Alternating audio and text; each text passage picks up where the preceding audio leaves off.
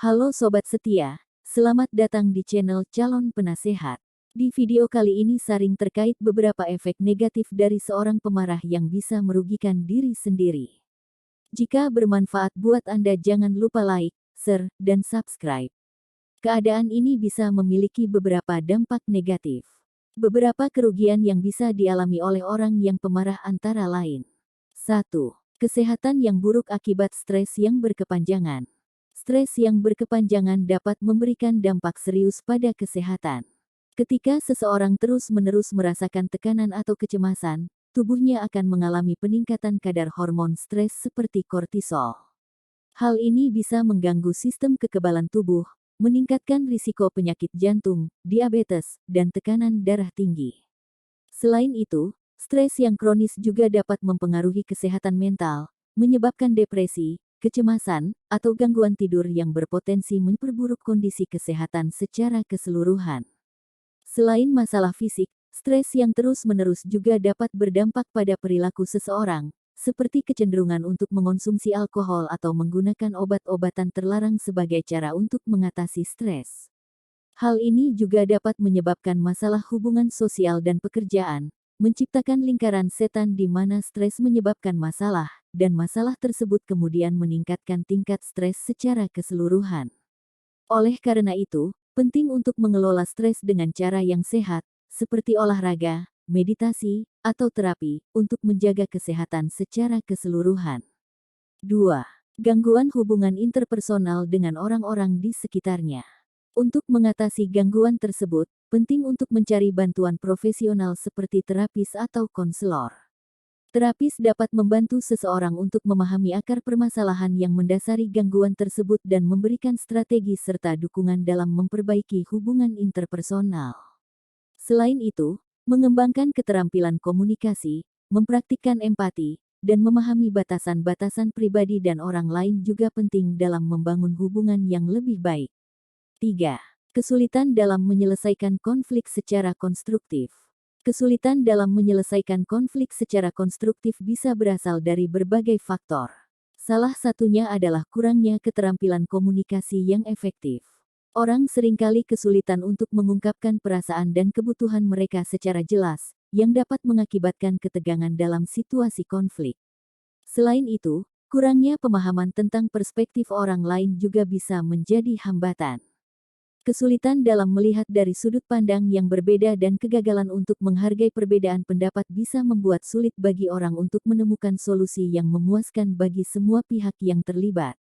Kadang-kadang, emosi yang kuat seperti kemarahan atau ketakutan juga dapat menghalangi kemampuan seseorang untuk menyelesaikan konflik secara konstruktif. Ketika emosi mengambil alih, orang cenderung sulit untuk tetap tenang dan rasional dalam menangani situasi konflik.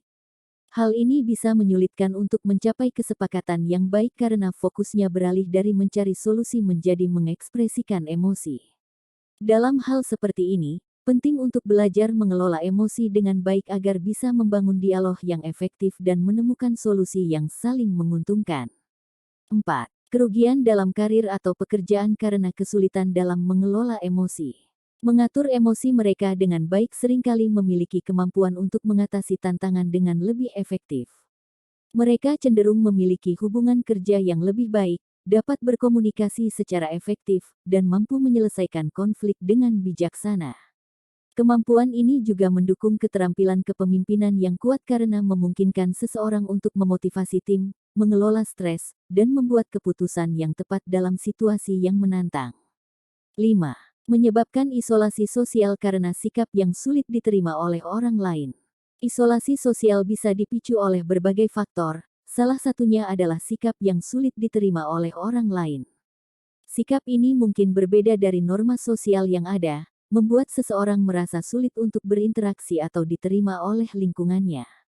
Terkadang, perilaku yang dianggap aneh atau tidak biasa oleh masyarakat dapat membuat seseorang merasa diasingkan, sehingga mereka cenderung menjauh dari interaksi sosial untuk menghindari penilaian atau konfrontasi. Penting untuk diingat bahwa keunikan seseorang seharusnya dihargai, namun dalam realitasnya, masyarakat tidak selalu mampu menerima perbedaan dengan terbuka. Ini dapat menyebabkan individu tersebut merasa terisolasi secara sosial karena sulitnya merasa diterima dan memahami oleh orang-orang di sekitarnya. Upaya untuk memahami perspektif orang lain dan meningkatkan toleransi terhadap perbedaan bisa membantu mengurangi isolasi sosial yang disebabkan oleh sikap yang sulit diterima. 6. Rasa bersalah atau penyesalan setelah bereaksi secara impulsif. Rasa bersalah atau penyesalan setelah bereaksi secara impulsif adalah lumrah. Terkadang, dalam momen kepanikan atau ketegangan, kita bereaksi tanpa memikirkan konsekuensinya. Setelahnya, kita bisa merasa menyesal atau bersalah karena dampak dari reaksi impulsif tersebut. Ini bisa menjadi kesempatan untuk belajar, merenung, dan mengembangkan kesadaran diri agar kedepannya kita dapat menangani situasi serupa dengan lebih bijaksana.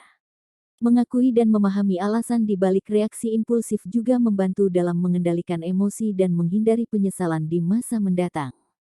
Mengambil tanggung jawab atas tindakan kita adalah langkah pertama dalam proses belajar dari pengalaman tersebut. 7. Potensi kekerasan verbal atau fisik yang dapat merugikan orang lain. Kekerasan, baik verbal maupun fisik, merupakan perilaku yang dapat memberikan dampak merugikan pada orang lain secara emosional, fisik, dan psikologis. Kekerasan verbal melibatkan kata-kata yang merendahkan, mengancam, atau menyinggung secara verbal, seringkali meninggalkan luka emosional yang dalam dan mengganggu kepercayaan diri. Di sisi lain, kekerasan fisik melibatkan penggunaan kekuatan fisik yang dapat menyebabkan cedera, rasa sakit, dan trauma yang berkepanjangan. Baik verbal maupun fisik, keduanya mempengaruhi kesehatan mental dan emosional, serta dapat meninggalkan dampak jangka panjang yang serius pada kesejahteraan individu yang terlibat. 8.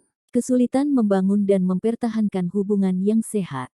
Membangun dan mempertahankan hubungan yang sehat bisa menemui berbagai kesulitan. Komunikasi yang kurang, perbedaan pendapat, kesalahpahaman, atau kurangnya komitmen dapat menjadi tantangan besar. Kadangkala, harapan yang tidak realistis atau ekspektasi yang tidak terucapkan juga dapat merintangi hubungan. Bagian krusialnya adalah upaya untuk memahami satu sama lain, komunikasi terbuka, serta kesediaan untuk berkompromi dan memperbaiki masalah yang timbul demi mempertahankan keseimbangan dan kebahagiaan dalam hubungan. 9.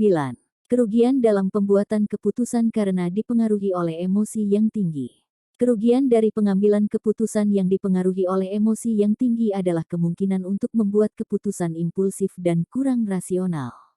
Emosi yang mendominasi dapat mengaburkan pemikiran logis, menyebabkan seseorang tidak mempertimbangkan informasi penting atau alternatif lain secara objektif.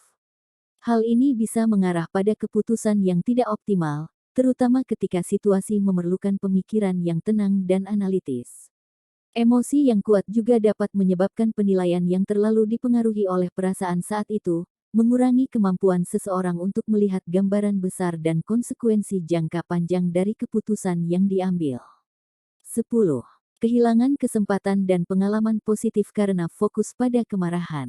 Ketika marah mengambil kendali, kita bisa kehilangan banyak kesempatan berharga dalam hidup. Kemarahan dapat mengaburkan pandangan terhadap situasi, membuat kita melewatkan momen penting, serta kesempatan untuk belajar dan tumbuh dari pengalaman positif. Saat fokus terlalu pada kemarahan, hal ini bisa menghambat hubungan dengan orang-orang di sekitar kita dan menghalangi jalan menuju pengalaman berharga yang seharusnya bisa kita nikmati. Penting untuk mencari cara untuk mengelola emosi dengan lebih baik agar kerugian-kerugian tersebut bisa diminimalkan. Terima kasih sudah menonton. Jika bermanfaat buat Anda jangan lupa like, share, dan subscribe. Sampai jumpa di video selanjutnya. Jika Anda memiliki pertanyaan atau saran, silakan tinggalkan komentar di bawah.